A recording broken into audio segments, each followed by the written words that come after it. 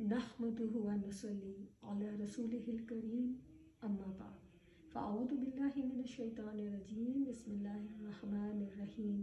अस्सलामु अलैकुम रहमतुल्लाहि व बरकातुहू। उम्मीद है आप सब लोग खैरियत के साथ होंगे।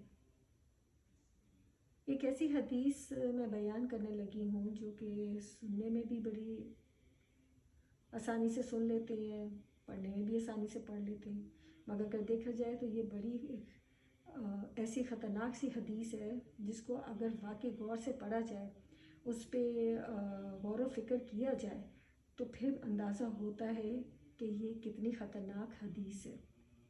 क्या हम भी ऐसे लोगों में शुमार हैं? और अगर हैं तो कैसे निकलना है, और अगर नहीं है तो अल्लाह का शुक्र अदा करना है। क्योंकि ये वाली जो हदीस है ना, ये लेन देन के मामले के ऊपर है। लेन देन का मामला कोई छोटा मामला नहीं होता। इसके अंदर बहुत सारे लोग बीच में शामिल हो जाते हैं, क्योंकि ये ऐसा मामला है कि अगर आपने इसी दुनिया में उसको पूरा नहीं किया तो आखिरत में आपको अपनी नेकियां देनी पड़ेंगी।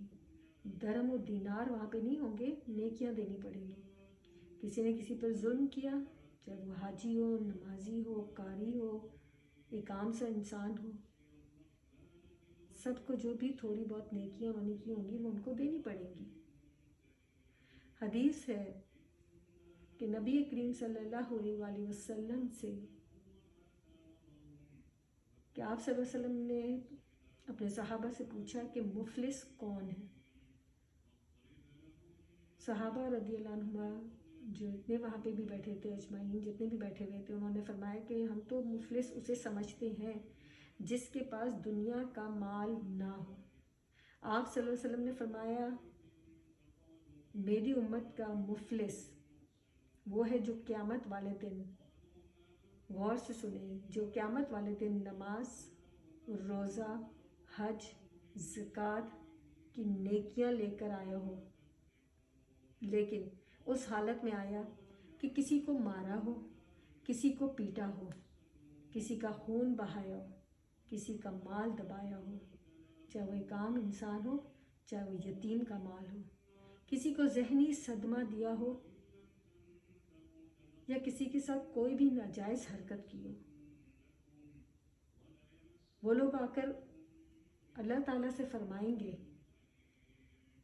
और कहेंगे कि इसने हमारे साथ ये बुरा किया था, तो अल्लाह ताला फरमाएगा, बोलेगा कि आज उसके पास कुछ भी नहीं है देने को, ना, जैसे मैंने पहले कहा कि ना दरहम ना दीनार, तो इसकी नेकियां ले लो। उसकी नेकियां जिन जिन के साथ उसने ज़्यादती की होगी, उसकी नेकियां वो लोग लेते जाएंगे, हत्ता कि उसकी सारी नेकियां ख़त्म हो जाएंगी, और अभी लोग बाकी बचे होंगे जिनके साथ उसने बुरा किया था और उसने उनको बदला देना था। तो फिर क्या होगा?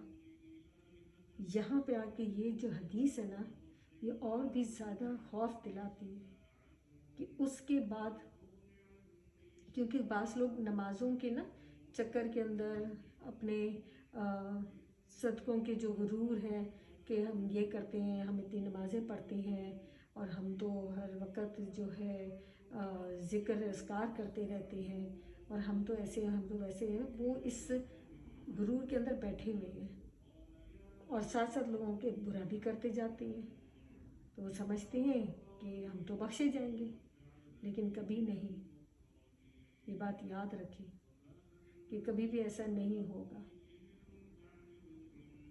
और फिर जिस वक़्त जब उसकी सारी नेकियां ख़त्म हो जाएंगी तो उसके बाद हदीस है कि दूसरों के गुनाह जो थे, जिनके साथ उसने ज़्यादती की थी, वो वाले उनकी जो गुनाह थे वो उस इंसान के खाते में चले जाएंगे। नेकियां तो उसकी ख़त्म हो गई, अब उसके पास तो कुछ नहीं बचा कि वो उनको भी पूरा करे।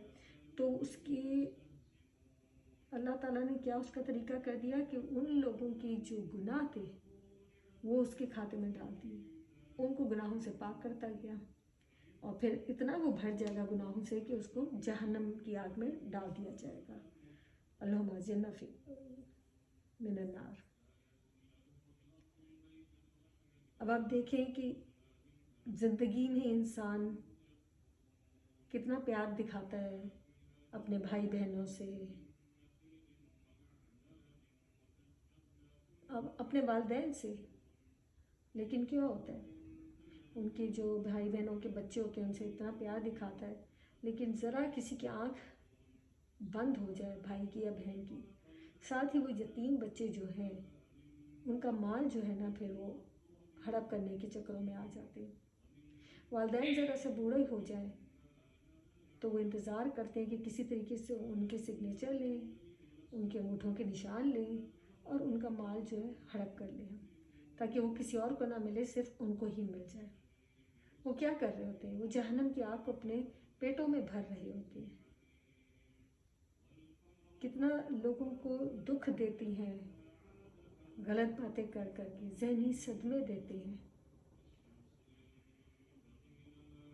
नाजायज़ लोगों का खून बहाते हैं, लोगों का किसी भी मामले के अंदर कोई भी ज़रा भी हक तलफी करना, ये सब इन बातों का उनको बदला देना होगा। वो यहाँ पे तो समझते ना कि इस्तग़फ़ार कह के माफ़ी मिल जाएगी, नहीं, ऐसा नहीं होगा। ये सब मामलात की जो है ना आखिर वहाँ ऊपर रब ताला पूरी करवाएगा और इंसाफ करेगा। तो कोशिश करें, अभी रमज़ान शुरू होने वाले, आपने किसी के साथ ज़्यादती की है उससे माफ़ी मांगो, आपने किसी का माल खाया उसको माल वापस करें, आपने कोई भी किसी के साथ गलत मामला किया है तो उसके साथ माफ़ी तलाफ़ी करें, ताकि ऐसा ना हो कि कल वक्त ना बचे और वहाँ पे आपको अपनी नेकियां देनी पड़ जाए। बड़ी मुश्किलों से नेकियां कमाई जाती हैं, आसान बात नहीं है। 5 वक्त की नमाज़ पढ़ना आसान बात नहीं है, और फिर वो जाके आप किसी और को दे दें। रोज़े रखना आसान काम नहीं है, और फिर वो रोज़े आपके कोई और लेके चला जाए। आप अपने माल में से ज़कात देते हैं और उसका फ़ायदा कोई दूसरे उठा ले। लिहाजा रमज़ान शुरू होने से पहले, इतना खूबसूरत महीना शुरू होने से पहले, अगर आपने ये ज़रा भी कहीं किसी मामले में कोताही हो गई है, आप उसको ख़त्म करें, आप माफ़ी मांगें। जिसके साथ आपने कोई ऐसे उसको बातों से ज़हनी सदमात दिए हैं, टॉर्चर किया है, आप उससे माफ़ी मांगें। तभी अल्लाह ताला हमारी नेकियों को कबूल फरमाएगा। आप सब अपना बहुत ख्याल रखें, खुश रहें, खुश रखें। खुश रखना ज़्यादा ज़रूरी है। अस्सलाम वालेकुम रहमतुल्लाहि व बरकातुहू।